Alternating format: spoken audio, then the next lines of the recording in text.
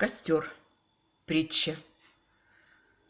На берег штормом выбросило море несчастного, что уцелел в крушении. Он плакал горько с небом споря и за грехи свои просил прощения. Его хлестали ветки по лицу, холодный ветер тело изнурял. Он обращался к старцу-мудрецу, чтоб тот его от гнева усмирял. Молился, но без веры и желания. «Я все равно погибну», — думал он, — «и Богу не нужны мои страдания». Опять молился через боль и стон. Из веток намостил себе ночлег. Там было и уютно, и тепло.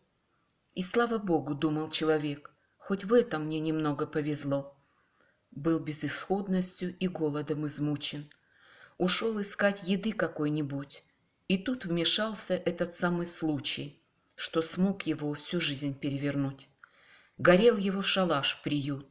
Большое пламя бушевало, пылало все, и там, и тут. От горя дух перекрывало. Горело все, что было ценно. Шалаш, еда, уют, тепло. Все то, что жизни равноценно. Как мне опять не повезло. И раздраженно с Богом споря спасти пытался пепелище. Он сокрушался, выл от горя, без веры, без воды и пищи. На яркость пламени огня, жемчужным светом озаряясь, своей свободою маня, корабль шел, волной играясь.